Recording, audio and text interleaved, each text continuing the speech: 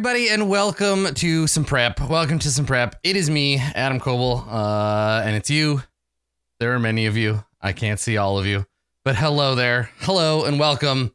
We're going to get ready for a brand new campaign. And you know, I gotta say, like, I'm not sure if in all of tabletop role playing, aside from big dramatic moments or like intense kind of like battles or whatever, depending on the game you're playing, aside from all of that stuff, in all of tabletop role playing, one of the very best feelings is the tension between deciding you're going to start a new campaign and the beginning of that campaign. There is this kind of like burning fever of excitement that every time I remember, like, oh shit, I get to start a new D&D campaign, it just like shivers. It's so exciting. So we're going to be playing Descent into Avernus. I always say Avernus because Avernus sounds too much like a furnace, but I think that's actually how you pronounce it. So apologies to anyone who is a pronunciation demander. I'm going to probably switch back and forth between the two. There is an actual official pronunciation guide in this adventure, which we'll get to in a second. But what you're watching right now is the GM prep, the Dungeon Master prep for the very first episode of Roll20 Presents Baldur's Gate Descent into Avernus. We're going to be airing this episode live tomorrow. So this is the 16th, which is super cool because it's a day before the adventure actually comes out. I've had this adventure for a little while. I've been able to dig through it and kind of figure out what we want to play.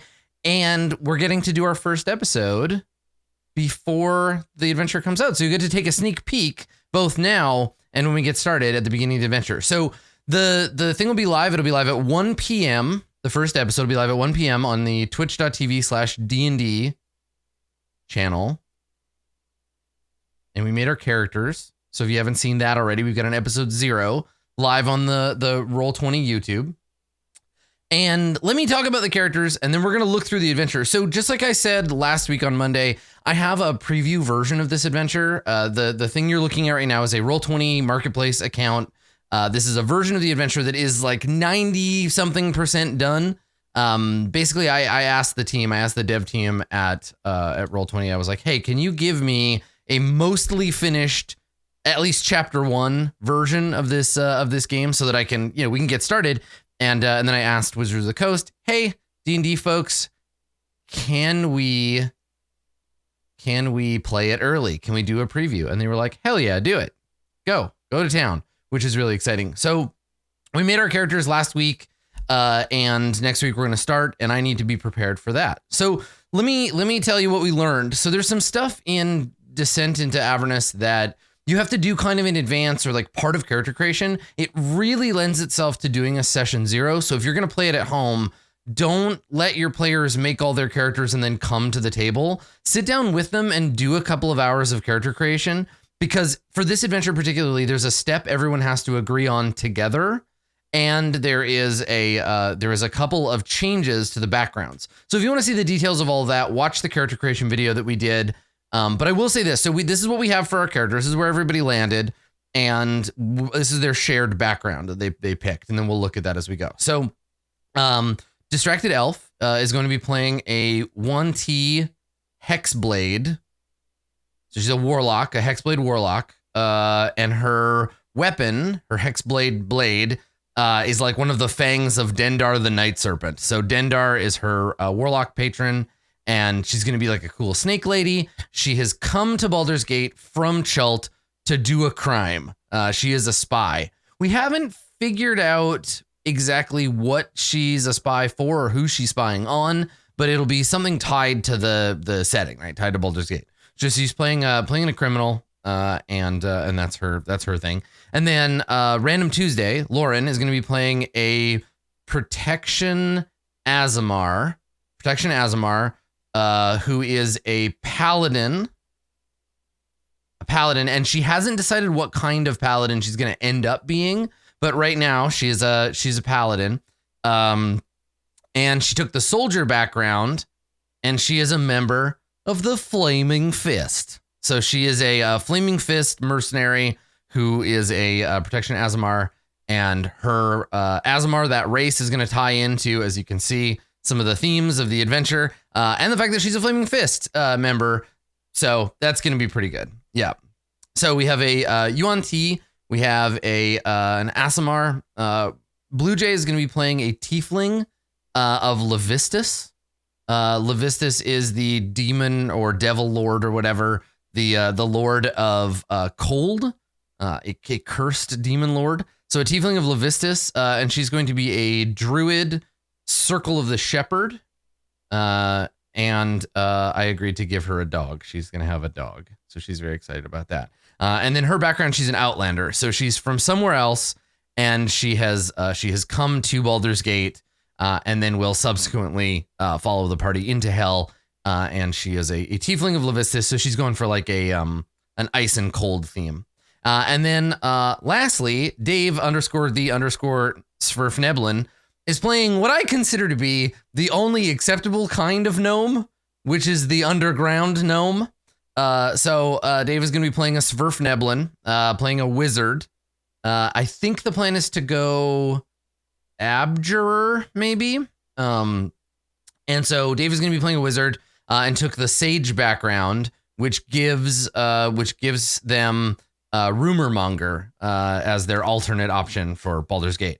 Yeah, maybe divination. I'm not sure. They're still kind of like, again, this is the characters don't really count until they're level 3, right? You're still thinking about what they want to be and like messing around with them. So Dave is going to be a wizard, a gnomish wizard. And I believe they intend to take a Tressim as their familiar, which if you don't know what that is, it's a cat with wings.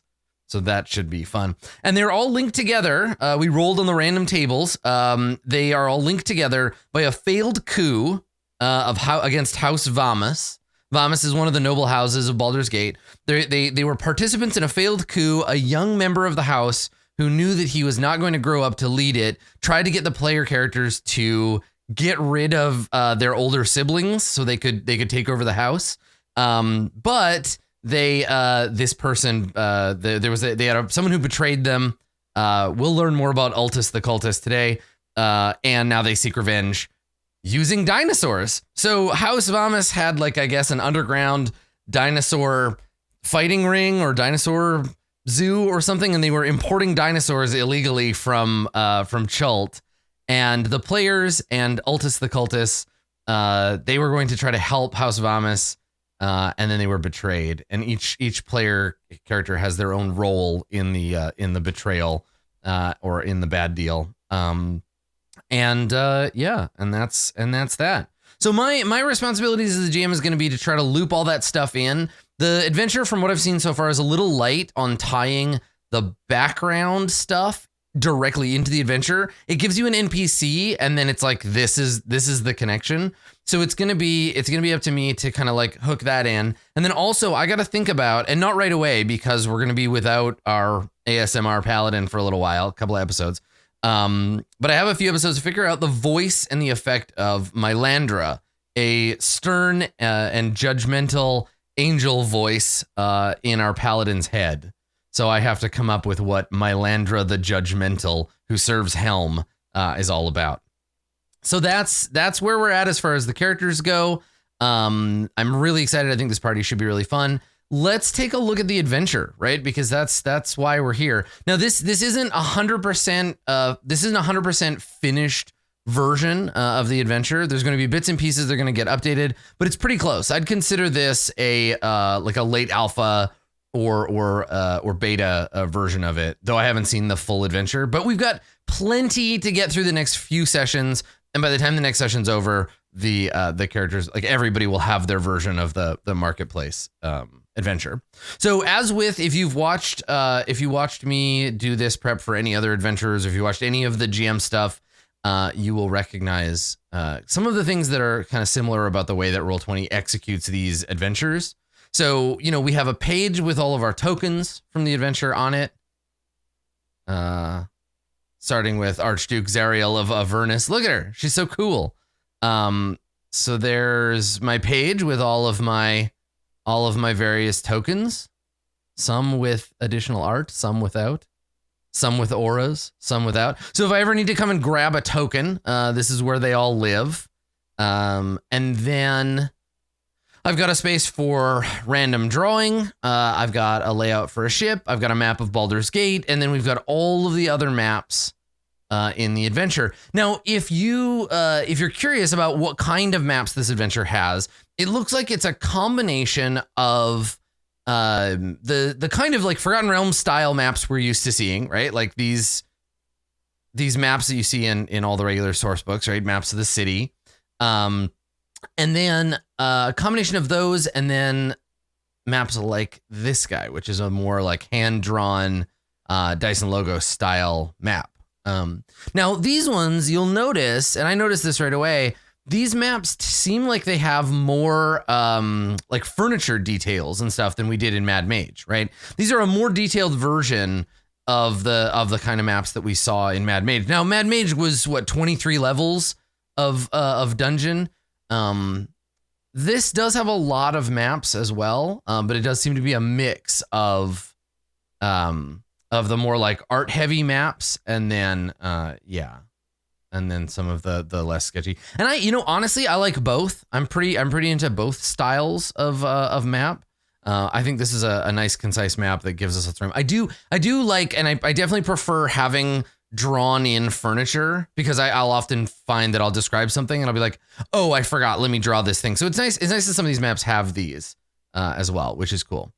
So just a note on the maps. So in our journal, there's the usual Roll20 information. So the battle map scaling varies depending on the maps within Baldur's Gate Descent into Avernus. So some of these maps were designed for grids, some of them weren't. So they've done their best. There's a handful of non-gridded maps. Most of these are like towns or places, right? The map of Avernus doesn't have a grid, obviously, and then everything else is a 5-foot map. It looks like we don't have any of the double map, right? The like 10 feet to a square scaled ones. So it looks like these have been adjusted. Map scale varies depending on the size of the map, obviously, because they're not all 5. But yeah, we'll keep an eye out for that. If any of the like lighting stuff seems like it's not necessarily matching up, like we had a bit of that trouble in Mad Mage where the maps are scaled, so you have to play around a little bit with the dynamic lighting. But we won't have to worry about that, I don't think, in the first session too much. So let's take a look. Let's take a look at what we got in this adventure. So there's a pronunciation guide, which is useful, though weirdly it doesn't have Avernus, which is like the only thing I wasn't sure how to pronounce. But hey, if you need to know how to pronounce Mortlock Van Thamper, boom, there he is. Oh, I did not know there was another way to pronounce Mordenkainen. Mordenkainen or Mordenkainen. Oh my God, Mordenkainen lives in Avernus? Holy crap. That's cool. Okay. So anyway, we get our pronunciation guide before, and then our adventure background, some various like role-playing tips. But what I want to focus on today is chapter 1, because I need to make sure that I know how to get the adventure started. I need to know what the hooks are. I need to get us like rolling on the original game. So the other thing that I wasn't sure about, and I think by its omission, and I looked through and I couldn't really find it. I think by its omission, it means we're using the regular experience points in the system. So some of the adventurers have said when they reach this point, give them a level, right? These kind of controlled in-game milestones. But I think by default, this adventure uses the normal, like overcoming obstacles, defeating monsters, like standard D&D experience. I couldn't find anywhere in here that says level them up when they get to this point, right? Those checkpoints. There are a couple of places where it says the characters should be this level by the time they complete this section, but it doesn't say, that I could find, it doesn't say just like become this adventure. So yeah, it doesn't say like use milestones to become level 2 or 3 in this adventure. It just says by the time you get here, you should be this point. So I'm just going to ignore all of that, and we're just going to use the standard experience and see what happens. I guess we'll see how we level.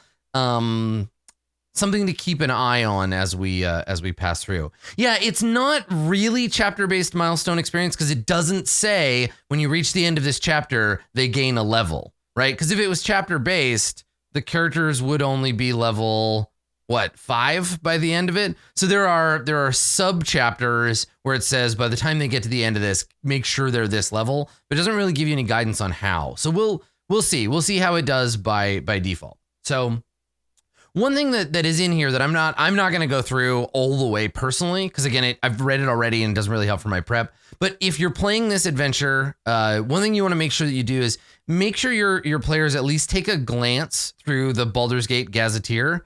It's a section of the adventure that is intended for view by the players, and it'll give them everything that they need to know to kind of understand the city that they're in.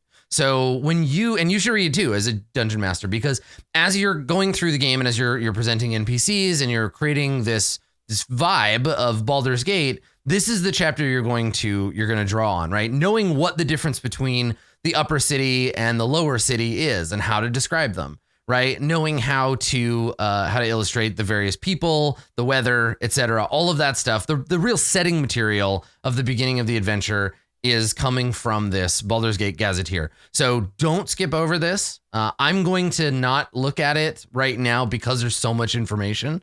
But it's definitely something worth taking a look at. And yeah, like the Code Legal from Dragon Heist, it's a useful chapter and it's maybe the most kind of like setting heavy of everything.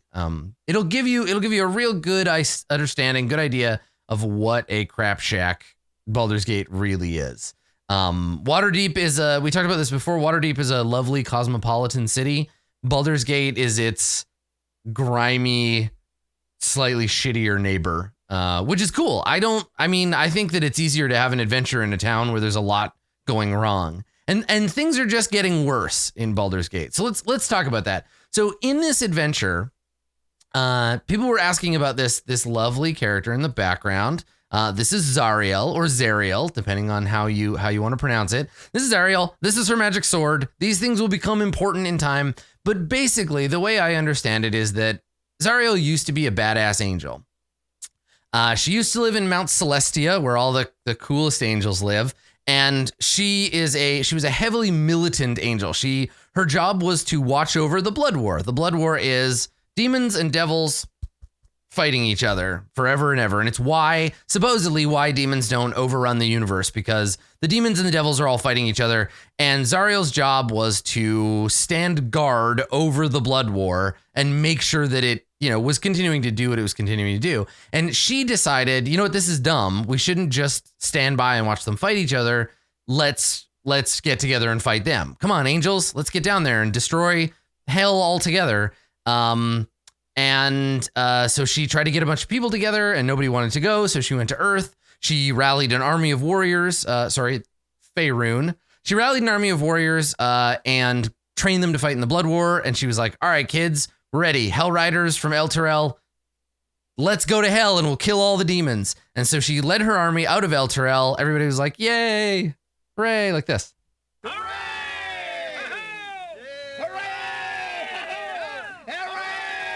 Let's go to hell and fight all the bad guys. And so they rode into hell with Zariel in the lead. It did not go very well for them. It didn't go well, and mostly they got their asses kicked and they had to flee. The Hell Riders would wear this badge of shame to the grave. That was like 100 years ago. Zariel was bummed. She lost her hand. She dropped her sword. She had a couple of companions who took care of it for her, right? Yael, her devoted general, and her little friend Lulu, a Hollyphant companion, and they took her sword. And then her other generals, Olanthius and Haruman, stayed by her side in hell, and they got captured and tortured and brought before Asmodeus. And Asmodeus was like, "Hey, you're really cool. You're like a tough, badass angel. And you know who doesn't appreciate you? Heaven. Those guys are dicks. Forget them. You don't need them. I'm Asmodeus. Would you like to rule Avernus?" And she was like, Damn. Yes.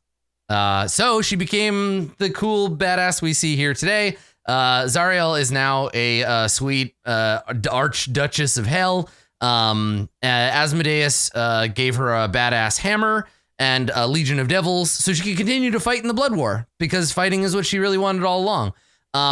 Zariel, Haruman followed his master into damnation and became a Narzagon. I don't know what a Narzagon is, but we'll find out.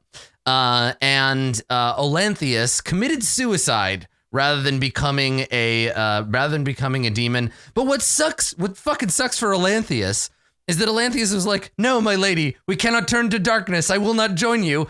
Blech! And then she was like, "You know what? Fuck you. I'm going to bring you back to life. And now you're a Death Knight. And now you serve me anyway." Oh, man. So basically, yeah, she now has her very own personal Brian. And and so that's her jam. Zariel basically never forgot her betrayer. She kept an eye on Elturel. And what happened then in 1444, this was 50 years ago in the adventure, Elturel was conquered by a vampire lord. This is all very Forgotten Realms backstory. So the city of Elturel was conquered by a vampire lord, a priest of Torm named Thavius Krieg. So Thavius Krieg saw that the city was dying. He appealed to anyone who would help him. Zariel showed up and was like, yo, let me save your city. And he didn't know her history and how much she was pissed at Elturel. And she created this magic sphere called the Companion, which is the second sun, powered by a planetar, which is another kind of angel. And it bathed Elturel in holy light, which sent the vampire lord scrambling to the shadows. So I guess what she did was she kidnapped an angel, jammed him into a cube, threw that cube into space, and it became a second sun just for Elturel. And it's always sunny in Elturel, I suppose. And so this planetar bathed only Elturel, bathed the city in the spirit bomb of light. That's right, and drove away the vampire and his undead army. Thavius Krieg was hailed savior of the city, became the high overseer, and he ruled for decades that sent Elturel on a path, becoming a holy city and creating Elturgard. We talked about Elturgard a little bit. So in the modern time, Elturgard is the country. Elturel is the capital. The Companion is a magical sphere in heaven that keeps the undead out. And it's all built on a lie, because Thavius was told there was an exact time in which the Companion would stop protecting Elturel. In the weeks leading up to it, Thavius urged Grand Duke Ulder Ravengard of Baldur's Gate to come visit. Facing pressure at home, Ravengard left Baldur's Gate to go to Elturel. Thavius fled Elturel. What a dick. He fled Elturel in secret, and the Companion orb turned from a radiant sun into a black orb awash with crackling energy, ripping Elturel from the material plane, transporting it and all of its inhabitants to Avernus. A few other folks managed to escape, and where it once stood, only a crater remains. I fucking love it. It's such a good backstory, right? Where it's like the cycle of abuse repeats itself, right? Zariel goes to watch over the blood war, gets obsessed with it, has to make a demonic pact to stay alive. She learns from Asmodeus how corruptible people are. She makes a pact with Thavius Krieg. Krieg is a slime ball. He slips out of the city right before it vanishes. And this is great. Disguised as a refugee, Thavius Krieg was one of the first people to arrive at Baldur's Gate with news of Elturel's destruction.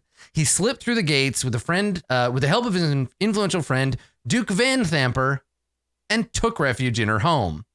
So yeah, he's like, well, I made this demonic pact and it led to me becoming rich and influential. I ruled the city for decades, and then oops, Elturel's in hell now. Bye. And so he slipped out. And at the beginning of the adventure, I guess the idea here is that Baldur's Gate is suffering from something of a refugee crisis, because if we look at the map, Baldur's Gate region. So there's old BG on the Chyanthar River. So there's Baldur's Gate there, and then east in Elturgard, there's Elturel, which is now just a big smoking crater.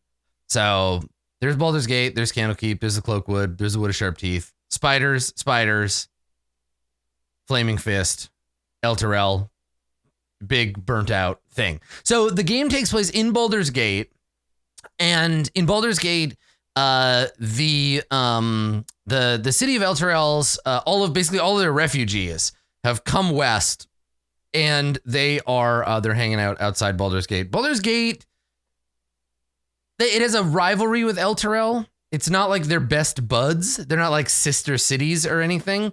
So they, I mean, again, Baldur's Gate is the bad child, and Elturel is supposedly the good one, right?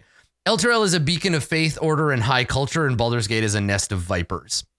So they've never had any open war, but it's tense. So when all these people show up from Elturel to be like, hey, please save us, Baldur's Gate in general is like, how about no? So I think when the adventure starts, when chapter 1 starts, here we go. A 10-day ago, Ulder Ravengard left Baldur's Gate with the soldiers on a diplomatic mission, accepting a formal invitation from Thavius Krieg. He didn't go eagerly, but now he's in hell with the rest of Elturgard. The city was dragged down into 9 hells. Given the distance, it's taken a while for people to find out. And now rumors are starting to spread. Refugees are showing up saying the city is gone. Rumors are spreading, stoking fears Baldur's Gate might be next. Panic has swept through the ranks of the Flaming Fist, which suddenly found itself with no strong leader. So that's fun. We've got a city that's already a burning garbage heap. Plus we have the Flaming Fist, who is missing their leader. And now they basically just get to kind of like run the show, or maybe there's going to be a conflict there. So the Grand Duke is missing. The 3 remaining dukes, Belin Stelmane, Dillard Porter, and Thalamra Van Thamper. Oh my God. Thalamra Van Thamper, they run the show. Lyanna Porter has come back from Fort Balurian. Did we end up meeting her? Did we meet Liara Porter when we were in Chult? I definitely remember seeing her, but I can't remember if we went to Fort Balurian. They went to the other fort, but anyway, so she's come home from Chult to, I don't think we did. I think that was the fort they didn't go to. So she's come back from Chult to try to keep the Flaming Fist in check, where she's on her way. Meanwhile, everything's getting kind of tense. So there you go. The Hell Riders are getting in fights with the Flaming Fist. Things are just bad. So without Ravengard to stay their hand, Flaming Fist captains are brutally exercising their autonomy under the veneer of maintaining order. So there's like a refugee crisis. There's a refugee crisis, and the Flaming Fist mercenary company is basically just like stepping on necks and throwing people in jail just because they can, because they're the Flaming Fist. And so while they're doing that, the cults of the Dead 3 have started to operate in the open. Bane, Baal, and Merkel's cultists are now just kind of like out in the open doing stuff. So that's cool. Good stuff. We got those bad guys. And the Flaming Fists are too busy to do their own thing, and the city's getting bad. So let's see. Thavius Krieg is in town, hiding in Duke Van Thamper's dungeon. Like Krieg, the Van Thamper family is firmly in debt to Zariel. Using money purloined from Tiamat's horde by Zariel's minions on Avernus, Duke Van Thamper hired cultists to stir up trouble, while her sons stole this very important object. So this is a big MacGuffin for the adventure. This is the Shield of the Hidden Lord. It is a magical shield. And Duke Van Thamper and Thavius Krieg believe they can bring around the downfall of Baldur's Gate in the same way. The shield binds the essence of a demon named Gargoth, whose presence in Baldur's Gate has fermented much of the evil. So basically, Gargoth the Pit Fiend is bound into the Shield of the Hidden Lord, and the city of Baldur's Gate sucks so much ass because of the radiating evil coming out the back of this thing. So the Shield of the Hidden Lord is very, very bad. This is like One Ring level corrupting and bad. So it's in Baldur's Gate, and Duke Van Thamper and Thavius Krieg believe they can bring about the downfall of Baldur's Gate. It doesn't really say why we want to suck Baldur's Gate into hell, but maybe they think that it'll be cool for Zariel, and Zariel is going to be like, yeah, baby, you're the best. Maybe they're just becoming full-on cultists of Zariel. But anyway, so Krieg and Van Thamper hired these cultists to stir up trouble. And this is the reason, is this shield while they try to find it. So chapter 1 is very typical, very, very typical, like a D&D adventure introduction. I believe the first fight is in a tavern. But this is one of those adventures where we start at the top and we're just fighting cultists. And then you're like, oh, but they're cultists who actually have an agenda, and the agenda is tied to hell, and then Elturel and Avernus. And so it's definitely it's like a pyramid shaped adventure where it starts off very simple and gets more and more complicated as we go. So it's broken down into a couple of chapters or sub chapters. And in running this chapter, there's a flow chart, which I'm not sure if it's in this version yet, but there's a flow chart like we saw in Dragon Heist that walks us through kind of what chapter 1 looks like. It's a sequence of actions. It's pretty straightforward. So characters begin at first level, advancing to second if they survive the encounter in the Elf Song Tavern, and third level after conquering the Dungeon of the Dead 3. Okay, there you go. So it's like semi milestones. I do really like the idea that they stole from Tiamat, and that'll come back later. We'll talk about that later on. So so it's if they get to the end of the Dungeon of the Dead 3, they should be level 3. So remind me to do that. The challenges they overcome at the Low Lantern and Van Thamper Villa are enough to advance them to 4th, but it doesn't say they have to be. After conquering the sewer complex, the characters advance to 5th before entering the 9 hells. Okay, so it is milestone basically for the first chapter at least, up until level 5. Okay, good. That's cool. That's good to know. Yeah, and I think it's probably because Baldur's Gate isn't a target-rich environment. Yeah. Okay, so it's broken down into the Basilisk Gate, Elf Song Tavern, Dungeon of the Dead 3, the Low Lantern, Van Thamper Villa, Under the Villa, and then Candlekeep. Ooh, Candlekeep. And I think at the end of this chapter, this is where they learn about the puzzle box. They get the map of Avernus. They get a ticket to hell, and they get an introduction to what I'm sure everyone will think is the best NPC in the history of the whole adventure. She's no Floon Blagmar, but she's pretty damn cute. You wanna take a preview look at Lulu? I feel like you probably do. Let's see if we can find her. Let's see if she's in here. There's Lulu. So there's Lulu. She's a Hollyphant. She is a companion that joins the party. She used to serve Zariel, right? But she fled with the sword, right? She's from heaven. And so that's Lulu. She's a small celestial, and she levels up with the party. So she gets different abilities as things happen, and I really like that. And then she's a telepathic tiny flying elephant. So, also she has amnesia. Yeah. So we'll talk a little bit more about this flying telepathic elephant lady later on. But yes, she evolves and gains back some of her abilities, and yeah, it's pretty good. So let's take a look at what we need for the beginning of the adventure. So the adventure begins at the Basilisk Gate with 4 paragraphs of box text. It's fine. It's no Palace of the Silver Princess. I'll say that. So we'll read the box text, but let's take a look at what the deal is. So an influx of Elter Guardian refugees, coupled with uncertainty regarding the fate of Grand Duke Ulder Ravengard, has convinced Darman Zodge.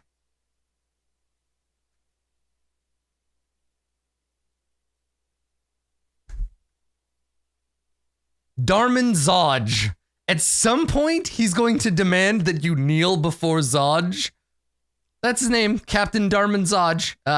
You know what? It's the Forgotten Realms. It gave us Floon Blagmar. So, Captain Zodge, a lawful evil human veteran, to prove himself worthy of the Flaming Fist. So he's like, I'm going to do it. I'm going to become High Commander Zodge, Grand Duke Zodge. So he knows Liara Porter is coming back, and wants to impress her with his ability to maintain the peace. So he lacks common decency, but cares about the soldiers who serve under his command. Angry mobs can be dangerous. He wants to take out the instigators, so the mob's anger turns to fear. No one is arrested during the fracas the characters observe, but several commoners are beaten and robbed of their money after a brief skirmish with Zaj. Perfect. What an asshole. Express to the players their characters would not be surprised by Zaj's handling the situation. I'm pretty sure everyone in my party knows that the Flaming Fist are a bunch of assholes because of Chult. They know what to expect from these lawful evil jerks. So that's they'll see this happening and be like, of course. Yep. So they can bribe them and pass through the gate or whatever they need to. But meeting Captain Zaj, Captain Zaj basically tracks them down and says, like, you have to do this. You have to help us. I guess the idea is that the characters can't say no. This is one of those things where you have to sit down as a dungeon master. You have to sit down with your players and say, listen, Volo is going to come up to you and he's going to offer you, like, probably not a great deal to help him. But, like, if you say no, there's no adventure. So we all just agree that when I dangle the adventure hook in front of you, you're going to bite, right? You can't say no, because if you say no, we can't play this adventure. So, like, I'm gonna give them this thing and we're all going to agree that this is what has to be done. Yeah, so Disco Dan asked in chat, Random Tuesday's character is a Flaming Fist person, right? So yes, yeah, she is. She's a member of the Flaming Fist, but she is playing a neutral character. She's playing a neutral character so that she can decide her alignment later, right? So whether she agrees with the Flaming Fist or not, she's trying to figure it out. Yeah. So that should be fun, right? Trying to figure out where she lands. Was Zariel right? Did Zariel do nothing wrong? Oh my God, I want a t-shirt with her face on it that says Zariel did nothing wrong. Oh my God. Yeah, she won't be in the first 2 episodes, so she's going to be backup probably for the Dungeon of the Dead 3. That's what I expect. I expect that once they figure it out, then Zaj will be like, all right, I need to assign a lieutenant to this. You're in charge. Go and watch over these people, right? And then she'll get there and be like, oh, I know these guys because they're all tied to this crime and she was the patsy. So anyway, Captain Zod shows up and he tracks down the players and he says, like, the refugee crisis is causing problems. Elturel sucks. I don't care. The Grand Duke is missing. I blame Eltergard. A bunch of the Hellriders escaped. They're a bunch of self-righteous jerks. We're arresting them, but we have another problem that I need you to help with. And then he's like, yo, Bane, Baal, and Merkel, they suck. They're jerks. We need you to go and investigate. You get 200 gold if you can find their lair, in addition to my gratitude. There's a spy named Terina who hangs out at the Elf Song Tavern. Go check that out. She'll give you information. See you later, right? So that's the hook. The hook is we're the city guard and the Flaming Fist are dealing with this Eltergardian refugee crisis. And as a result, we don't have the resources to deal with the Dead 3 and their cultists. So I'm going to tell you, I'm going to pay you, adventure types, I'm going to pay you 200 gold to go to the Elf Song Tavern and talk to Terina and get some information. And that's what leads us to the tavern. So the Elf Song Tavern, the goal here is to just meet with Terina and then get the hook for the proper dungeon, right? For the Dungeon of the Dead 3. So she goes to, we go to the tavern, which we have a map for. And if we have a map, there's probably going to be a fight. So here's the tavern. Here's the Elf Song Tavern. So we'll talk about that in a second and what's going on. But look at these guys waiting to get in a fight up here. So there's them. And then the Elf Song Tavern. Let's see. If they don't visit the tavern within 48 hours, Zaj sends some guys to harass them. This is the game. I feel weird about this part of the adventure because this is the part where the game is like, if they don't go do the adventure, then the adventurers get attacked. Like the timer runs out, right? Zaj sends a squad of 6 veterans and a flame skull to escort the characters to the tavern, kill anyone who refuses to go, and report back to him. If they destroy or escape the squad, he mobilizes 2 more to hunt them down. Yeah, it's much easier to just say to your players, hey, Zodge is going to give you a mission. Please do it. Because 6 veterans is way more than any first level party can handle.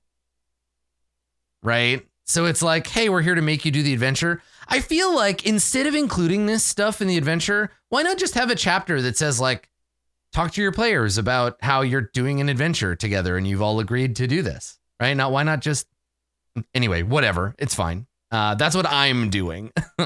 So the Elf Song Tavern is, where is it in Baldur's Gate? Elf Song Tavern, it's right here. So the adventure starts here at the Basilisk Gate. There's the Elf Song Tavern. It's only a couple of blocks away. Baldur's Gate is much smaller than Waterdeep. It's much smaller, though there's no scale here. Those could be huge buildings.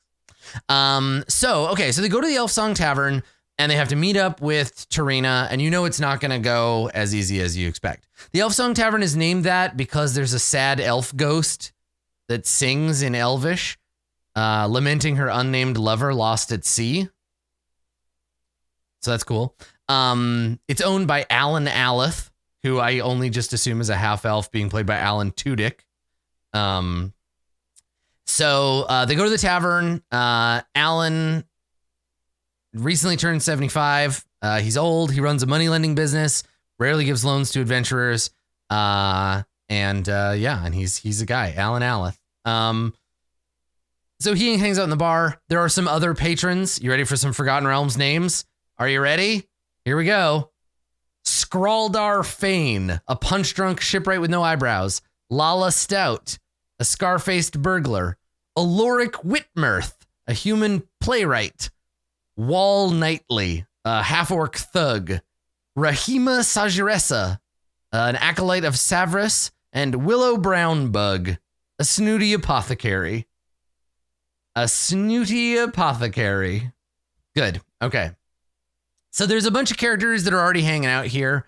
The tavern has a bouncer named Clank. Okay, good stuff. So a bouncer named Clank and a half ogre named Skuna. Skuna and Clank. I think I played that PlayStation game. So Skuna and Clank, they protect the staff members, not the patrons, and won't break up fights. The patrons all hang out in here. You can smoke anywhere in the Elf Song Tavern. It's a hangout. Oh my God. It's a hangout for a smokers club called the Puffer Fishers. And most of the people that hang out here are fishermen and crab catchers. Good stuff. Clank is an animated armor. Yeah. So the local vape club hangs out here. This place sounds great already. And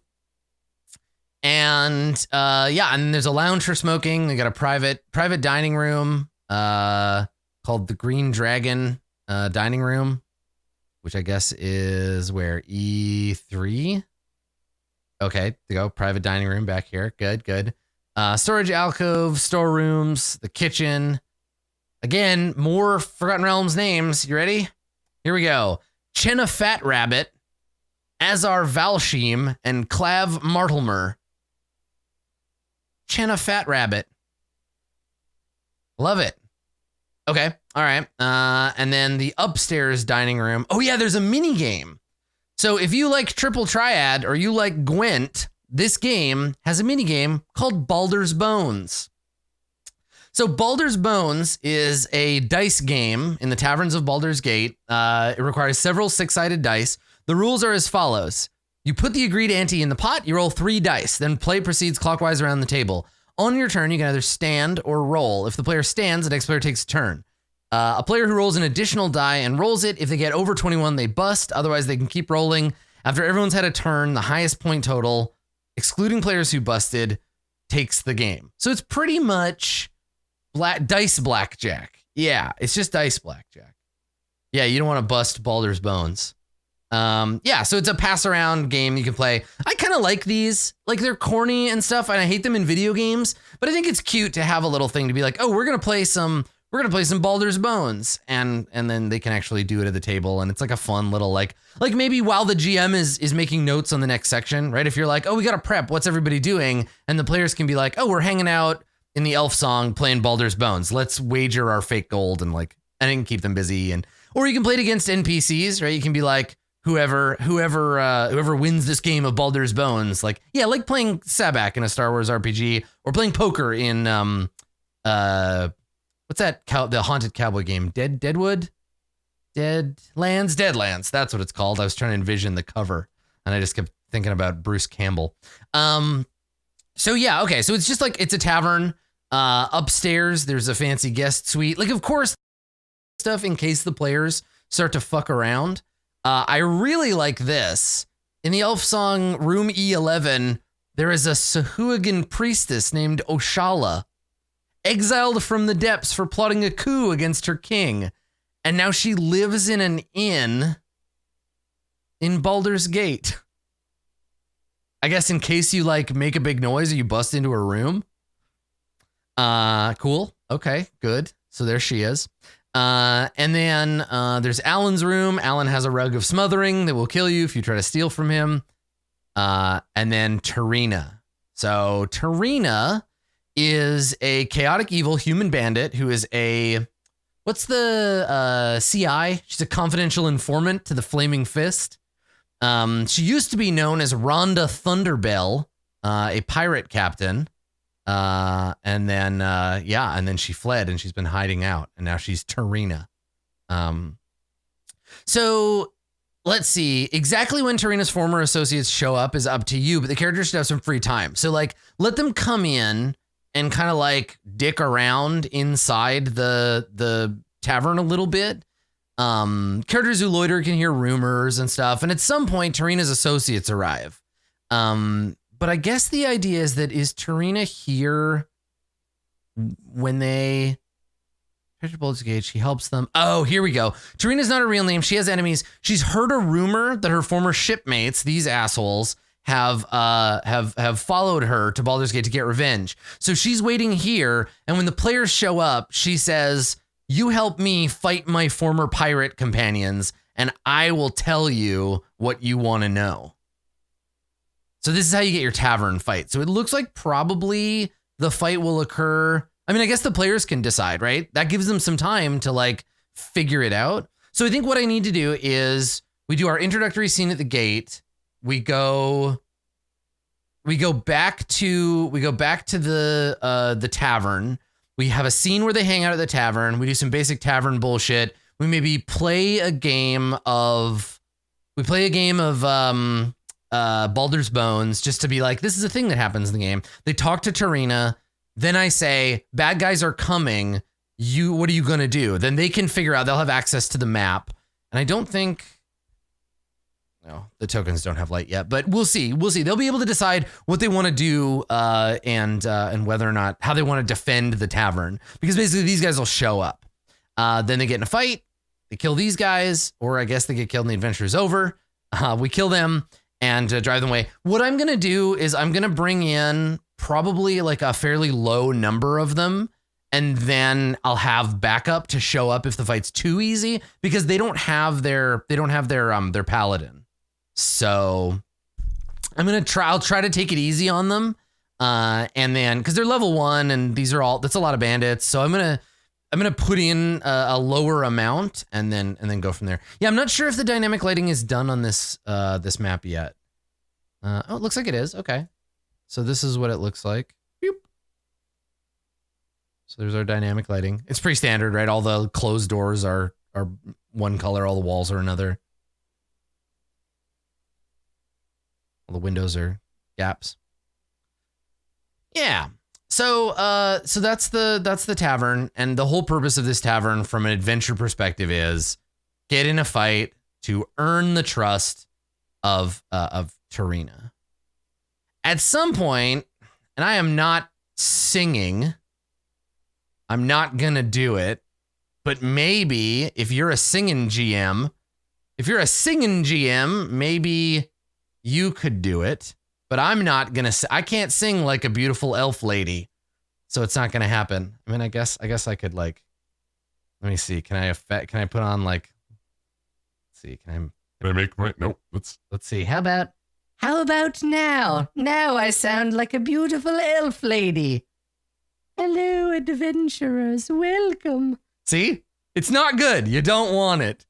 I'm not going to sing the song of Elturel. But the song is important because the lyrics changed, right? So the tavern is filled with the ghostly lamentation of the elf spirit known to haunt the place, but this time she doesn't sing about her lover, she sings about Elturel. Oh, sing a song of Elturel, of water, woods, and hill.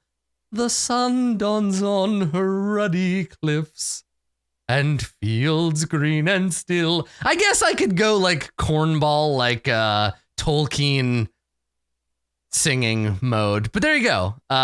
Listen, it's not that I can't sing, it's that I don't want to, but it's pretty much Ren Fair style. What I need is a tambourine or like a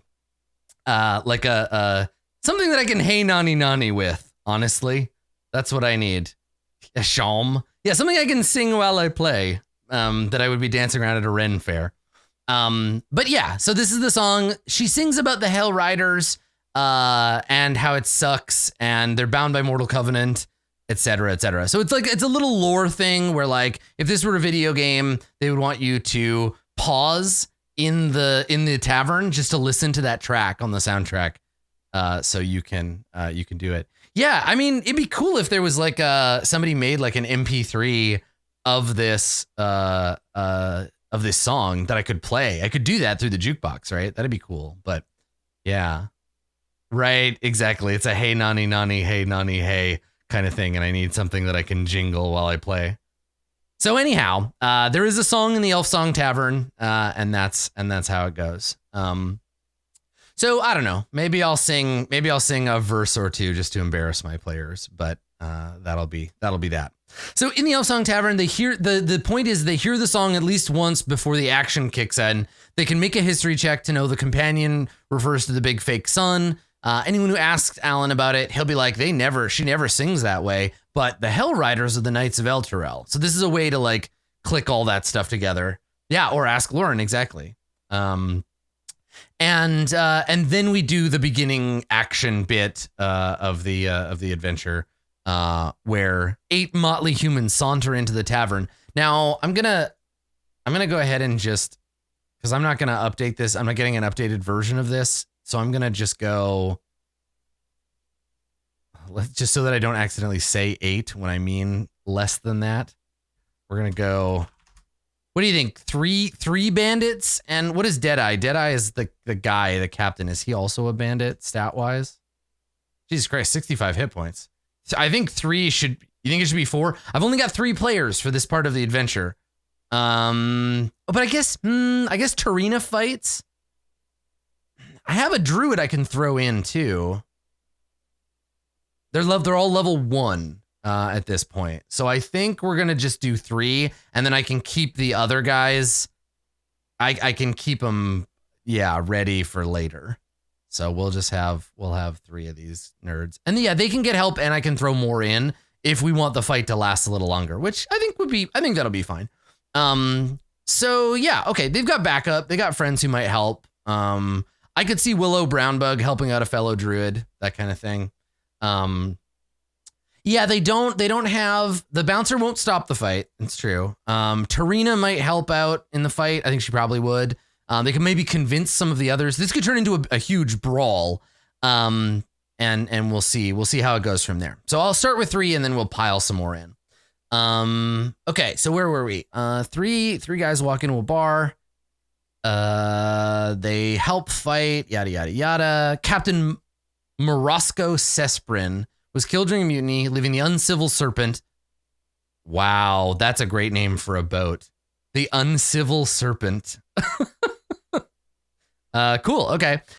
So let's see. Under the command of the first mate, Leckard Cadaverous. That's not your real name. Leckard Deadeye Cadaverous. Deadeye is a neutral evil bandit captain who smells like rotten fish. He's joined by evil bandits.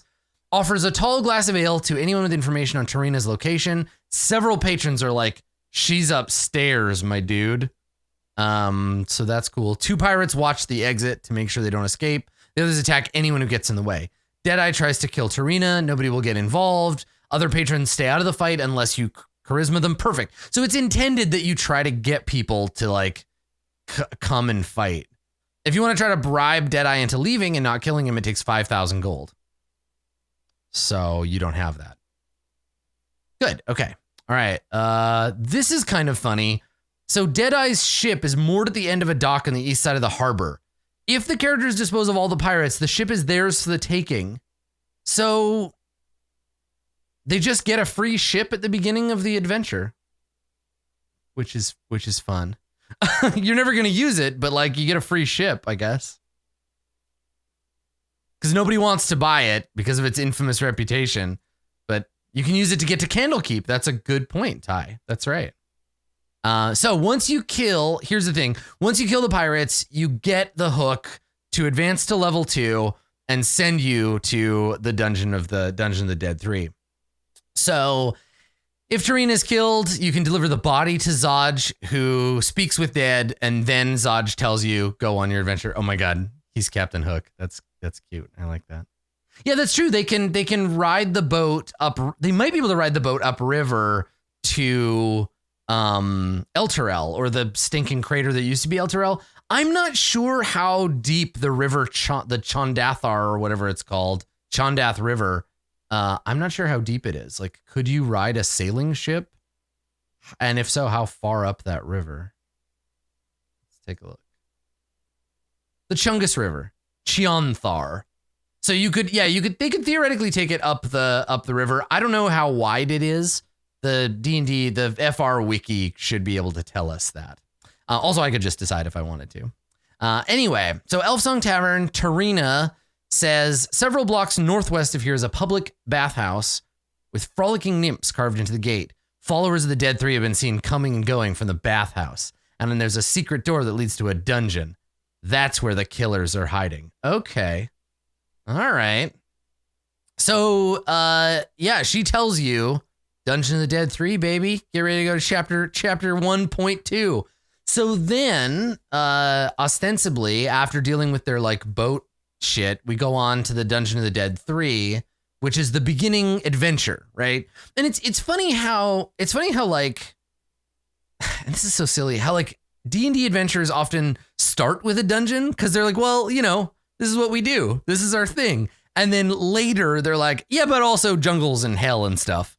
So the Dungeon of the Dead 3, Dungeon of the Dad Mage, Dungeon of the Dead 3, let's see, read the Cultists of the Dead 3 handout.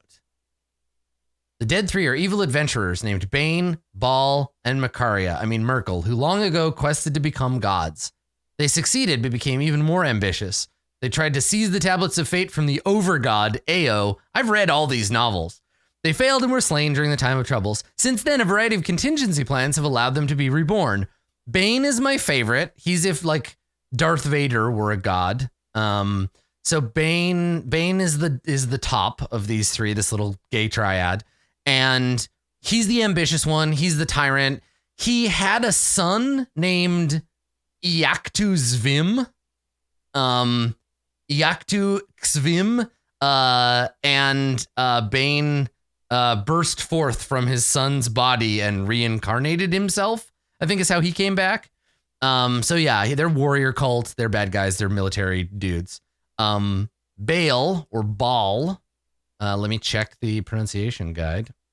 I think it might be the official one is Baal. Yeah, Iactu Zvim is spelled I-Y. Can I still remember how to spell it? Let me spell it out. Iactu Zvim. I think it's like that. I think it's like I-Y. I might have his first name wrong. Anyway, Iactu Zvim was his son, and then he burst up out of his son's body. I did one of my first like big multi-year D&D campaigns was about the return of Bane. It was super fun. I have a soft spot for him, and there's like a specific city where his like rulers, what was it called? Mintar. Yeah. Okay. So I got the name right. Good. Yeah. Mintar. Yeah, it was fun. It was a good game. Anyway, we're not here to talk about my previous campaigns. So let me check. How do I pronounce? Where's my pronunciation guide? How do I pronounce Baal? It's just pronounced Baal. Baal. Okay, good. Good. I'm excited to learn about Krokektoik, the gargantuan demon that houses other demons inside of it. Okay, all right. So Baal, it's pronounced Baal. I always said Baal, like, you know, but whatever. All right. So Baal is a god of murder. You know about him. Maybe you played Baldur's Gate. Maybe you didn't. I don't know. I mean, yeah, Mads, Frog Dog is also cool. I gotta say, Abyssal Chicken. I gotta go with Abyssal Chicken if we're really gonna get into it. I'm just saying.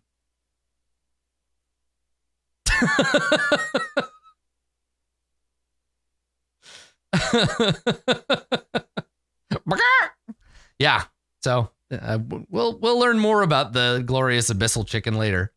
So bloodletters of Baal, they like having really big collars, and they shoot people with guns, and they sell weird drugs. I might be thinking of a different game, but anyway, Baldur's Gate. And then Merkel. The most important thing to remember about Merkel is that only edgy teenagers worship him. That's the only thing you need to know. So Merkel, actually in this, they portrayed this modern portrayal of Merkel is that he cares only about lore, right? They study rituals a lot and force the souls of the dead into service, compelling them to answer questions and share forgotten lore. So they're like weird necromancer lore cultists. They thieve arcane secrets, they steal spell books, and they and that's how it goes. So they're like evil librarians. Yes. It's perfect. Yeah. Historians by force. Yep. Cool. So that's the Cultists of the Dead 3. I'm pretty familiar with them because they come from like my era of Forgotten Realms nerdery. Like that's the stuff that I already know all about.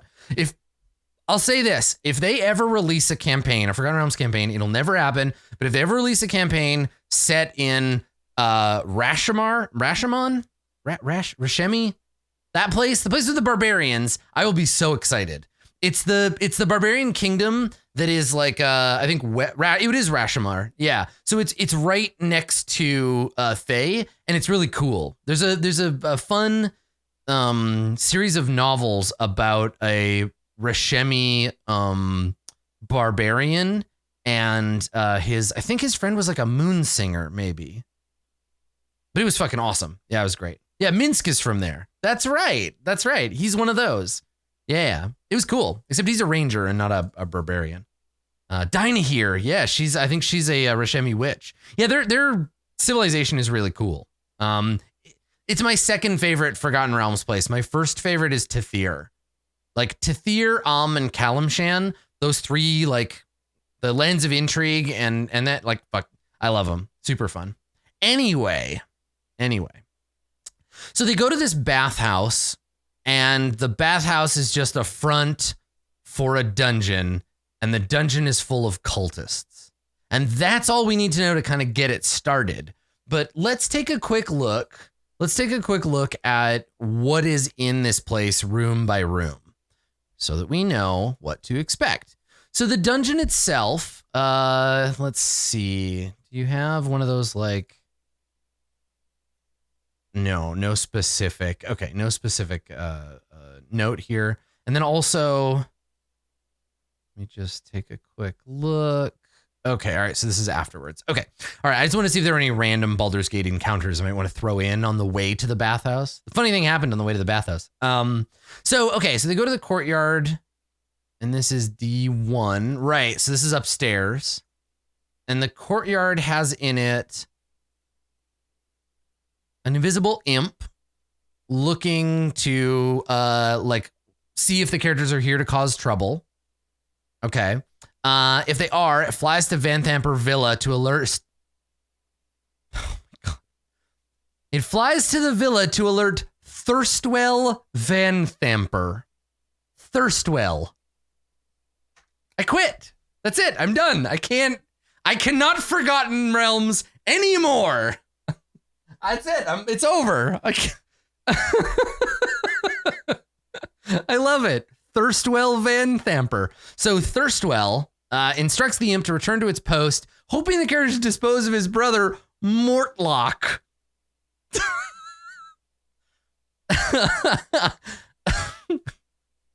Have you been sent here by my brother, Thirstwell? I am Mortlock Van Thamper. Okay, good. So Mortlock and Thirstwell. So the imp will notice them and then fly off. From dawn to midnight, 1d6 human commoners. Midnight to dawn, 3 female human night blades. Whoa. Aura of murder. Fucking sick. So these are cultists of Baal, as we learned, I believe. These are Baal's night blades. Baal's blades. So Aura of Murder, as long as they're not incapacitated, hostile creatures within 5 feet are vulnerable to piercing damage, unless they have resistance or immunity to such damage. Okay, so if they show up at night, the Baal dudes show up. Yeah, there are 2 entries for dagger, one for throwing and one for stabbing. Yeah. So that's so good. Look, the tokens are already prepared. They have auras turned on already. So the ones in the GM layer are the nighttime cultists, and the ones on the other layer are the regular ones. Okay, great. Okay. And if a fight breaks out, a necromite of Merkel joins the fray. What? Necromites. Cool. So there's Makaria's dad. So that's a necromite of Merkel. Cool. Yeah. And so he shows up. So what do necromites do? I think they're just like special clerics, right? Oh no, they're just fighters. They're like flailers, and they have claws of the grave, which is a ranged attack that deals necrotic damage. And a skull flail. Yeah, sure. A necromite of Merkel. Fantastic. Good. Okay. Cool. So yeah, if they show up at night, there's a fight, and then a necromite shows up. If they show up during the day, commoners bathing. Let's see here. The walls of the thing. The faucets draw warm and cold water. A plug keeps the water from draining out. It's a bath. There are perfume bottles. No cobras. During the hours when the bathhouse is open, an androgynous human masseuse named Jabaz works here. Jabaz knows the bathhouse is owned by Duke Thalamra Van Thamper and run by her brutish son, Mortlock. So Mortlock has given Jabaz strict orders not to hang around after hours. Jabaz suspects Mortlock is running shady business. Jabaz knows the location of the secret door, but won't volunteer that information. Okay, so someone to beat up and torture, I guess. So who is Carmilla? Here's Jabaz right here. And then the room is area 5, furnished in the same area as D3. Duke Van Thamper became aware of the ancient dungeon managing the water utilities and sewer system. Interesting. Okay. Here's what I was looking for, the information about the dungeon. But yeah, who's Carmilla? Who the hell's Carmilla? Let me pop it out and we'll do a search. Who are you, Carmilla? Oh, here she is. Okay. North Massage Room. I just totally scanned past her. Okay. So, Carmilla, she is, let's see. During the hours which the bathhouse is open, a female human masseuse named Carmilla works here, shows the same information as Jabaz. Oh, she's just Jabaz too. Of course. Good. All right. Carmilla and Jabaz both work here. And that's that. Okay. All right. So let's see. So they deal with all this stuff. They come in like Lancelot. They kill everybody. And then oh my God, they're Jesse and James. Perfect. Yeah, good. So they either come in and they murder everybody like Lancelot, or they sneak in, or they fight the Nightblades and escape the aura of murder, and they get in and they go to the dungeon. So the dungeon itself is hewn from limestone. Followers of the Dead 3 carry torches or have dark vision. 5-foot wide corridors have 8-foot high ceilings. Rooms have 9-foot high ceilings braced with wooden beams. Each beam is a large object. Oh my God, thank you. Destroying all the beams in area has a 25% chance of triggering a roof collapse. Each creature... Okay, so we have rules for if they collapse the dungeon. Regular doors are made out of soft, rotting wood. Each door is a medium object. Thank you for giving me this information here. Nice. Very good. I know this information is elsewhere, but it's nice to have it repeated here. Once located, a secret door pushes open easily. Let's see. Secret doors are carved to look like the walls. And they are DC 10 wisdom check to locate. Are there macros? Are there macros? There's macros for everything. This is just a small list of the many macros we have available to us. So very many macros. Look at them all. Ideals, bonds, and flaws of the Sword of Zariel. Demon Ichor flesh warping. I mean, we got a roll on that one. Oh no, my head doubles in size. I should not have drank that demon Ichor. Well, now I got to get a new pair of headphones. Man. All right.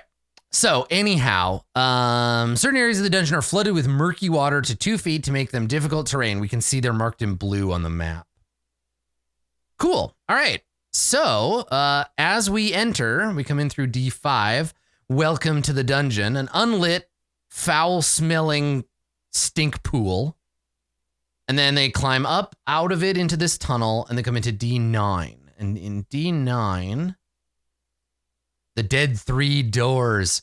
Fuck yeah. So the dead 3 doors. So you can either go in the east door, which is the Bane door. You can go north through the Baal door, which you would come in through that door. And then south is the Merkel door. There are 3 necromites on the other side. If you go west through the south door, or no, wait, west through the west door. So, okay, so it is organized northeast, southwest. Good. Okay. So they can go this way into D8. And there is a moldy tapestry showing 4 faceless figures ripping apart a 5th screaming figure. There is yellow mold if you fuck with it too much. Good. There's Baal's altar. Eventually I'll be able to say that and not be able to giggle. So there's Baal's altar there, and then through this passage west, Gaius Baldur, there is a bloated corpse. Ah, yes, a bloated corpse. Hiskal, killed by his fellow cultists, floating face down in the muck.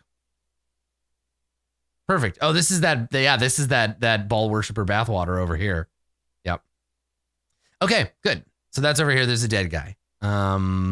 If they go through this door into the little chamber here where these necromites are hanging out, the creatures here watch D9 through a crack in the door, and any sign of the characters approaching sets up an ambush.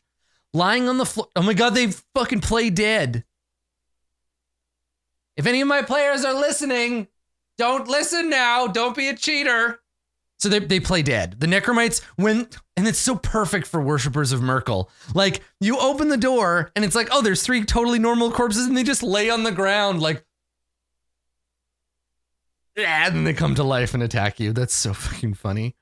Make an insight check to determine that they're actually alive. They're cosplaying as dead people. That's really cute. Okay. So I love that. It's such a classic Merkelite response, right? Like, uh-oh, someone's coming. Lie down. Okay, get him. All right. So if the door that leads to the rest of the dungeon is this one. And so this leads around to D12 to Bane's altar. Fuck yeah. So Bane's altar, standing before it are 2 grim figures, a powerfully built woman clutching a mace, and an even bigger man wearing a bucket helm. The helmed man is jabbing a prisoner with a spear, causing him to twitch. Both figures are clad in chainmail, and the woman carries a wooden shield with a leering skull painted on it.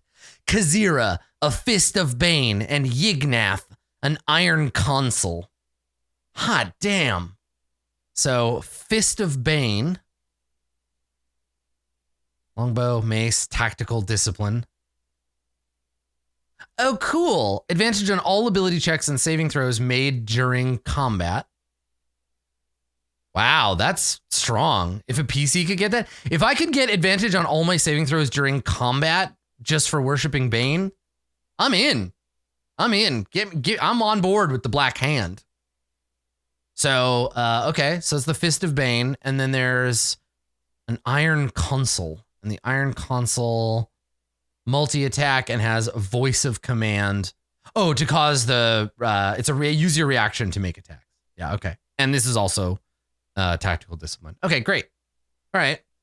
So Kazira and Yignath, and then their torture friend, Klim Jasso. A human noble captured in the lower city after his bodyguard was slain. No useful information to share. His family will pay a generous reward, but that's a lie. His mom's dead. His dad is sick, and his 3 younger siblings crave their inheritance. Perfect. Good. The suit of armor is welded together and harmless, but gauntlets are detachable.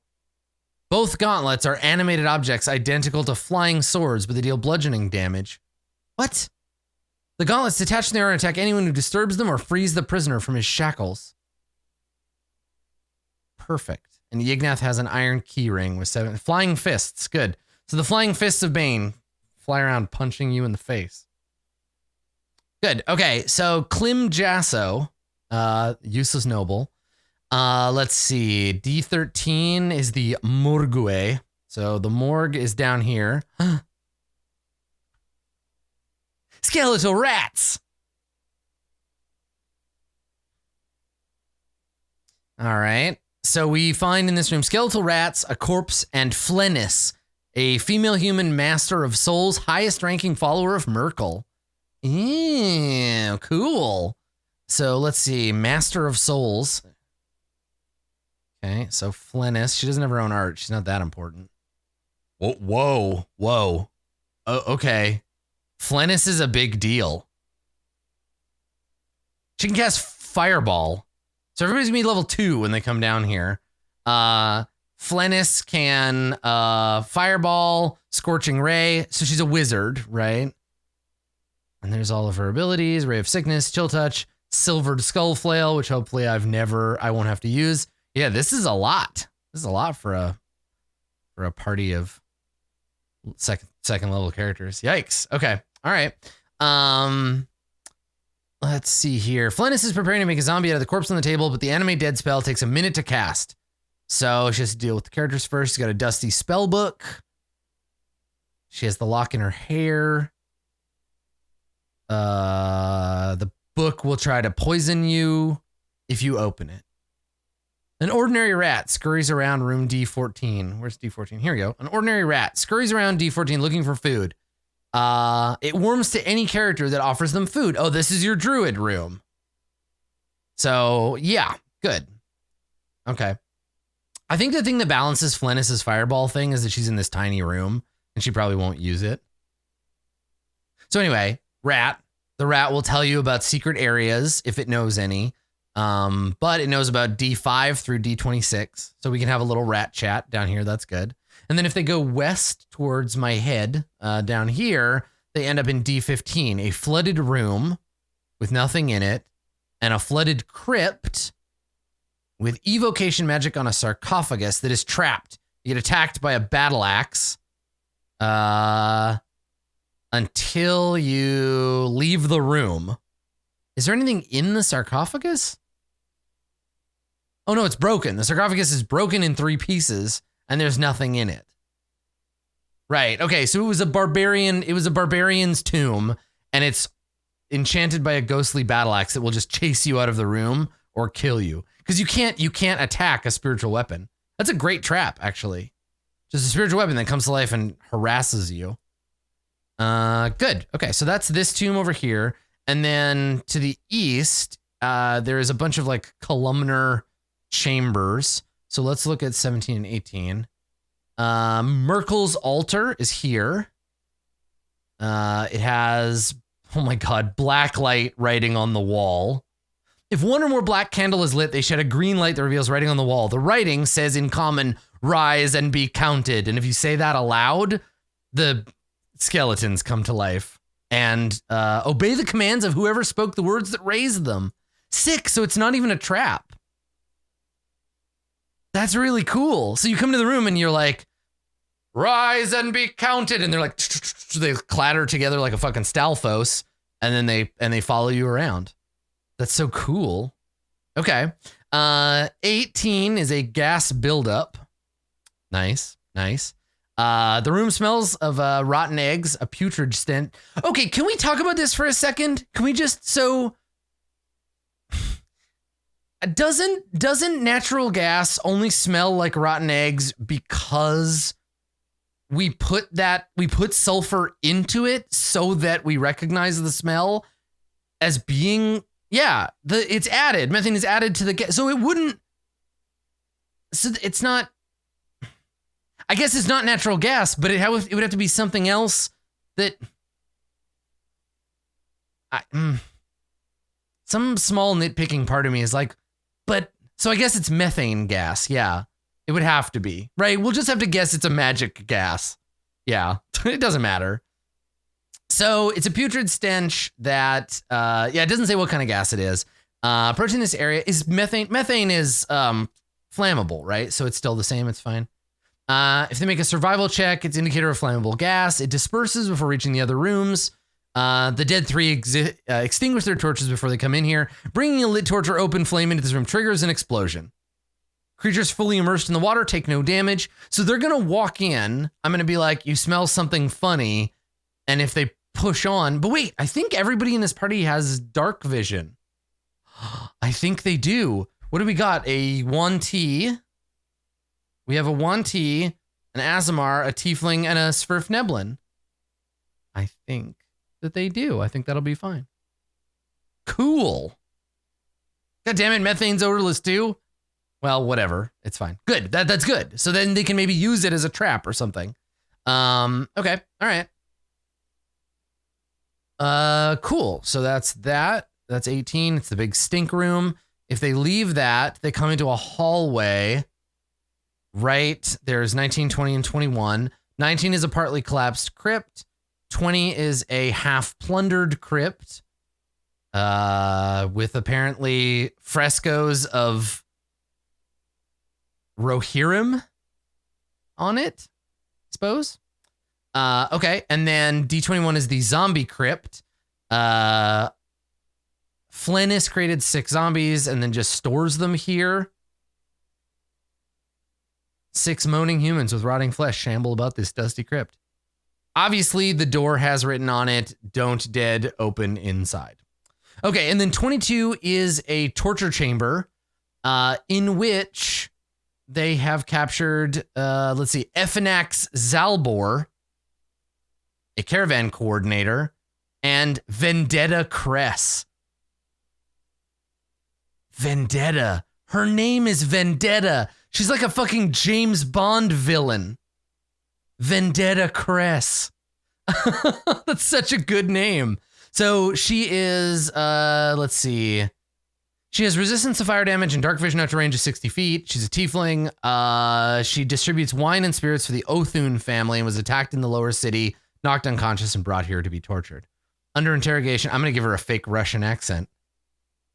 Yeah, I wonder if she's related to Liliana. Yeah, so she's Vendetta, and I'm going to give her a fake Russian accent. She's going to be like a vampy James Bond villainess. She witnessed the interrogation and death of Efanax. If set free, she stays with the players, and she tells them she heard a heavy stone door scraping open and closed from the north, which might lead them to open that. Okay. Got it. Cool. If Vendetta survives her ordeal, she spreads tales of her harrowing escape, which to everybody in Baldur's Gate. Great. So that kind of like helps the players like get the word out that they're like, cool. I like her. Vendetta's already my favorite. Okay. All right. So if they save Vendetta and rest in peace Efanax, they go around the corner to the secret door and sentry. So let's see. The flooded tunnel is a secret door in the north wall. Here. Okay. Swings open into D27. Right. Perfect. Guarded by a fist of Bane. Seeing the characters, he withdraws to 25 and pounds on the door to wake up his fellow cultists. So he runs over here. So when they aggro him, they aggro these guys as well. Okay. D24 is Merkel's Rest. Followers of Merkel use this place to rest. 6 dusty bedrolls lie on the floor.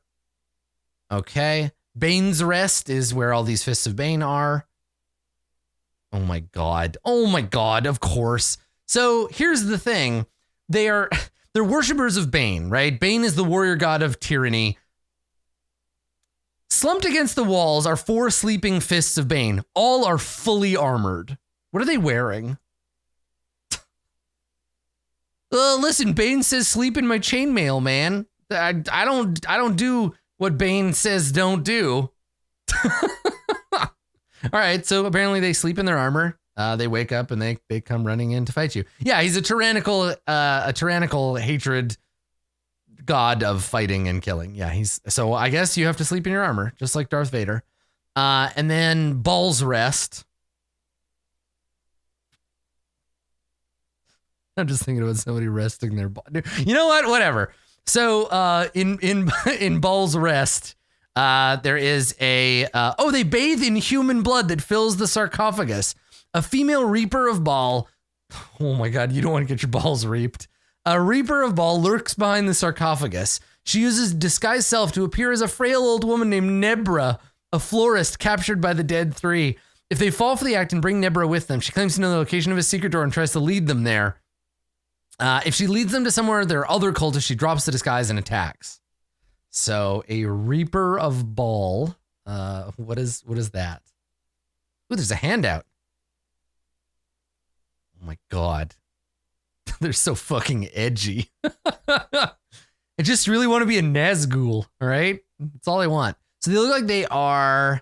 Oh, yeah. They're like thieves with magic. So, no, not the same as the Nightblades. This is a Reaper. This is like a tier up. So they get Shroud Self, Aura of Murder, and innate spellcasting of Charm Person, Disguise Self, and Sanctuary. Yeah, same art though. Yeah, different. It's like the difference between the Micronauts or whatever the fuck they're called, Necromites, and then Flennis, who is there's like 2 tiers, Necromites and what was she called? Master of Souls. Yeah. Okay, so we come in and you mangle around in there. Eventually, you go north through the secret door and into this sludgy area. And in this area, you can hear battle. You hear battle coming from around the corner. If you don't go run and check out the battle, on the right, there is a room full of skeletons who will attack you. I like that this skeleton, there's a staircase that used to lead up to a residence, but it's collapsed. This is a sunken cellar. And ever since the days of Bard's Tale, I have always loved the idea of a city, and then there's like cellars, and under the cellars there are the sewers and the dungeons, and basically everyone's house just connects to it. So anybody could be attacked by kobolds from below the street pretty much any time. I love it. Okay, so secret door, it's a DC 10 to find. They're very easy. And then you run up here, fight. There's a sound. You run off over here, and this is where we find out about Mortlock Van Thamper, and then the fighting. So in this room, let's see here. One of the men, a tall, unarmored brute with a great club and a scarred face, towers above his opponent but is gravely wounded. The smaller figure is muscular and bare-chested. He clutches a bloody dagger in one hand and a torch in the other, and has no flesh covering his skull. Hey, man! Ah! So the man with the great club is Mortlock Van Thamper. Do we have art for Mortlock? Oh, we do. Hello, Mort. Oh, baby. Okay, so he's the Hound. So there's Mortlock. Mortlock Van Thamper. Good. Okay. And he is a thug? He's got Indomitable. Great club. +5 bludgeoning damage if he's taken any damage since his last turn. That's fun. There's a lot of new little mechanics in here. I like this. That's good. Okay. All right. So there's Mortlock, and then Mortlock is fighting a Death's Head of Baal, who has Unstoppable, advantage on saves against spells and magic. Death's Head reduces the damage takes from attack to 0 3 times a day. Holy shit, that's a good boss. And then Stunning Gaze and 2 dagger attacks every round. Good thing we have Mortlock here to do a fight. There's also a bunch of dead cultists. So Mortlock is at 30 hit points, 76 hit points for Vaz. I guess they didn't want to call him Ern, short for Ernie. So yeah, Vaz, Mortlock, fight. Mortlock, let's see. Mortlock is tolerated by his mother, Duke Thalamra, despised by his older brothers, Thirstwell and Amric. Half of his face was scarred by a child, when he was a child. He was sent to the bathhouse to help the Dead Three coordinate their attacks. When it was clear the cultists could function without him, Thirstwell and Amric conspired to kill him without Mom's knowledge. Aww, poor guy. So Mortlock and Vaz stop fighting when the characters arrive. Believing them to be Mortlock's associate, Vaz disengages from the fight and withdraws to 33, where he makes his final stand. I gotta remember to do that. Vaz takes his torch with him. Rather than pursuing, Mortlock tries to forge an alliance with the characters. He gives them the following information. He was betrayed. His family is paying for the cultists. My mom is a member of the Council of Four. She sent Ravengard to Elturel, pretty much. So he just fucking spills all the beans. He just dumps all the beans, and that's it. Cool. If they let him go, he hides and then books passage on a ship and leaves the city. Perfect. Good. He's a lore NPC. You gotta keep him alive. All right. Tiamat's stolen treasure is up in D30 over here. Yeah, deuces, nerds. So D30, they get, let's see what's in the treasure chest. Oh my God, a lot. This is not very Mad Mage. Each chest weighs 25 pounds empty. All four contain loot stolen from hell. Literally hell gold. Brought to Baldur's Gate by devils in league with Zariel, given to the cultists by Amric Van Thamper on behalf of his mother. 4,500 copper, 2 potions of fire breath, 10 eye agates, 1,250 silver, a porcelain dragon mask, 2,400 copper and 500 silver, a bronze crown, each spire shaped to resemble one of the 5 kinds of chromatic dragons. Cool. Stolen from Tiamat by Zariel's cultists. Yeah. So Zariel's demons and cultists went to Tiamat's realm, stole her gold, because she's a dragon, and that's what you do. You steal their gold. Stole her gold, and then used it in the primordial place. It's like foreign money funneling into found terrorist organizations in Baldur's Gate. Okay, good. And then if Vaz left 29, he's standing here in 33. And in D33, there are 3 statues, one of Bane, one of Baal, and one of Merkel. The Bane statue is real and non-magical. Anytime you come within 5 feet, the first time you come within 5 feet, you have to make a charisma save or be compelled to kneel and not take actions or reactions. Holy shit. Okay, so there's a stasis field around the Bane statue, and then the Baal and Merkel statue don't do anything. Anyone who desecrates it is cursed by the Lord of Bones. Oh, and gains no benefit from healing. Don't fuck with Merkel's statue. Okay, great. Surprise! Dragon cultists. So this is where our friend comes in, and where we need to know the connection. So if they manage to get through the whole dungeon and then they leave the dungeon, when they get outside, and this is the great tie-in with the Tiamat gold, right? They get all the way back upstairs, and as you emerge the bathhouse, 5 figures leap down. In addition to their black leathery armor, there were strange masks and cloaks to give them a vaguely dragon-like appearance. All 5 brandish curved swords. There are 4 cultists of Tiamat, led by a male human cult fanatic named Ultis. Enter Ultis the cultist. So they're sent here by Tiamat to recover their gold. They've had visions of Tiamat, and they've been sent here, yes, by Tiamat and her agents to get that gold back. So this is going to be one of those, like, Ultis is going to show up and be like, wait a second, like, give us back our gold. Wait, guys? Oh my God, it's you guys. Well, this is awkward. So I know that I betrayed you like 6 months ago, when we, oh boy. So hey, maybe we can make a deal, right? Like Ultis, it's like it's a funnier joke if they wear masks, right? Strange masks and cloaks. So if he like takes his mask off, he's like, oh my God, I know you got, oh boy. maybe, listen, it was a misunderstanding. The real enemy is the nobles, right? All these evil cults. Anyway, so that'll be fun. I think it'll be cool to have Ultis show up and he's tied to them directly and they can decide whether or not to fight him or to like give up the gold. I think the tension here is that the adventurers are already pretty fucked up by the fights in the dungeon. So they come out with their money and they're like, oh, good, we're safe. Then they have to choose either to fight Ultis and the dragon cultists or give up the money they just got to survive. And the idea here is that cultists who survive this encounter show up at a later time to help or hinder the characters, because if they cross these cultists now, right, if they cross them, Tiamat will remember this.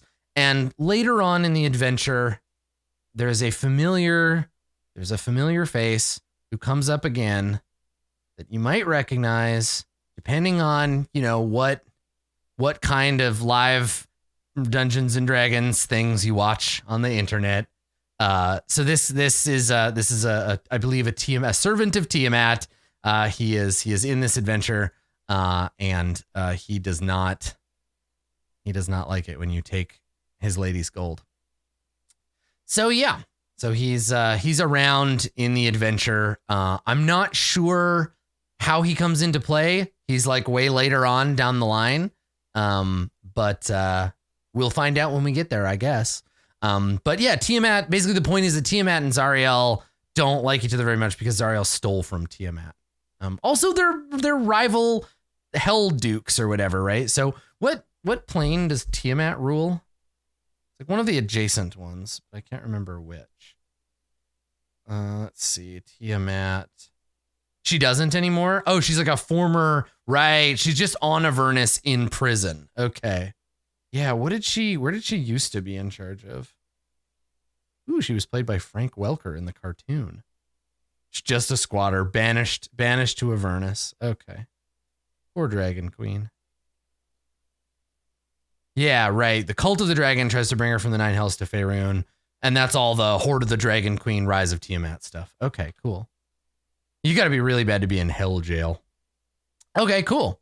Yeah, so the cultists show up, fight, or maybe not. We have our little scene with Ultis, and then that's the end of that. And so after that, everybody gets advanced to level 3.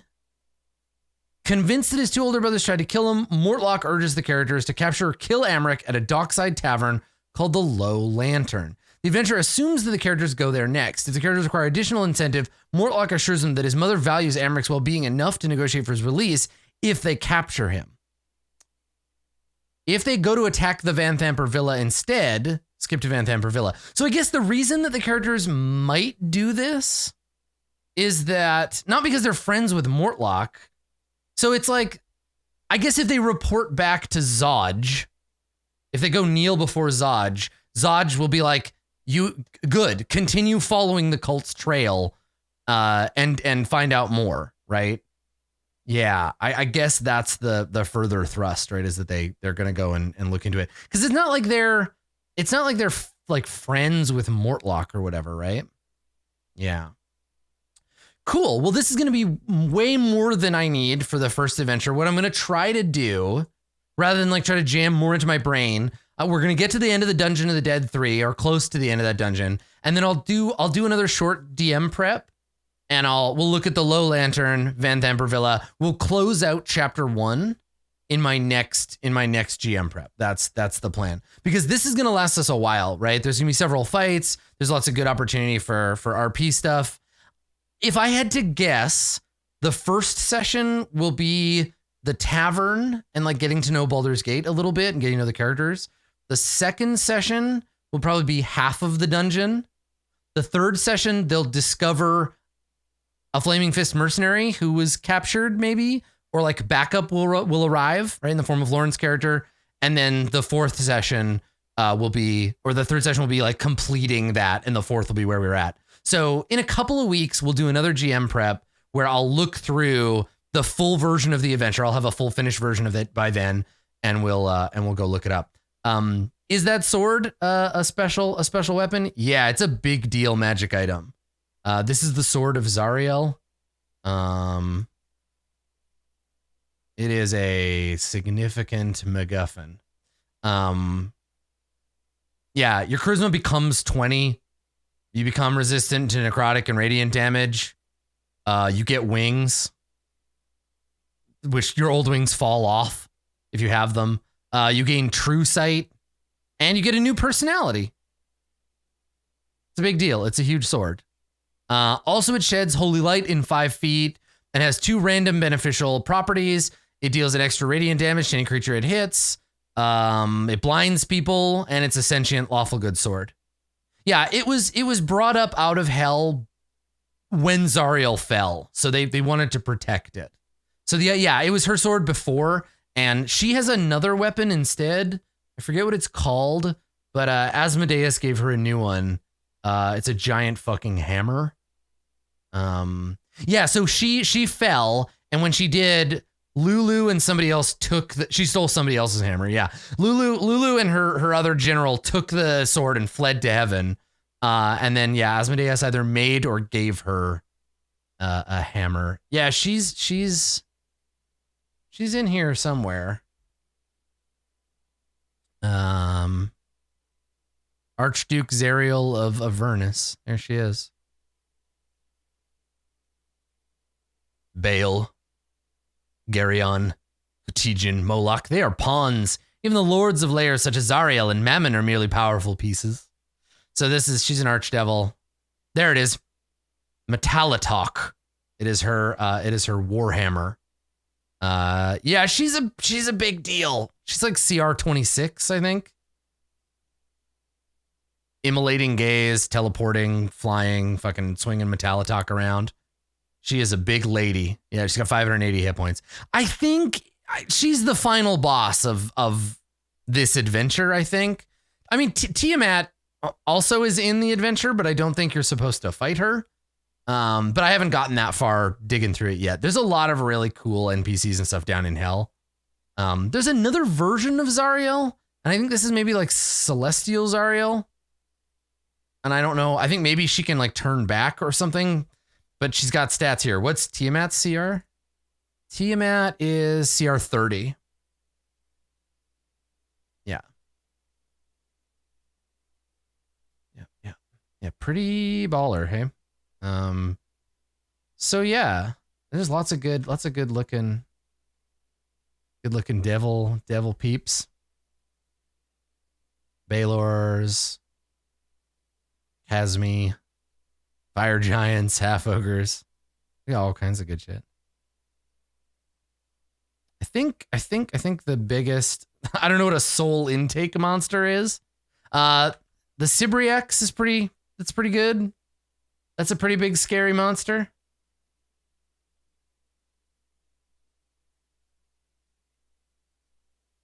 We got an undead tree. Yeah, there's an Empyrean floating around in here. Oh yeah, and then the vehicles, right? And we'll definitely talk about war machines and how all that stuff works in a future GM prep. Yeah, people were asking, and I'll show you this one as kind of the last one before we go. This is the Krokekatokatok thing. This is that thing we were talking about before. This is just some straight up fucking, what's that medieval? I think he's a medieval painter. The guy who did all the hellscapes. What was that painter's name? This is like just straight up. Yeah, it's Bosch. This is a Hieronymus Bosch monster. It's a reverse vor. He's barfing forth demons. So that's his jam. And what is his stats? Let's see, how does he work? Disgorge allies. Oh my god. It recharges on a 6, opens its mouth and disgorges 1d4 Barlguras, 3d6 gnolls led by a fang of Yenogu, 66 dretches or 1d6 or 1d3 Vrox. And then you roll a d6 and then maybe here's some more Vrox. Jesus Christ. It's like a 1 in 6 chance every turn to hork up a ton more. Yeah, wow. He's a good. And he's a giant frog, too, so that's fun. Weapon attacks are magical, immune to the river Styx, can't have his memory messed with, and he bites for 10d6 plus 9 damage. Yeah, he's bad news. Gargantuan frog demon. There's all kinds of good shit in here like that. But we'll take a closer look at those things as we need them in a future prepisode. So I'm ready. I'm ready for tomorrow.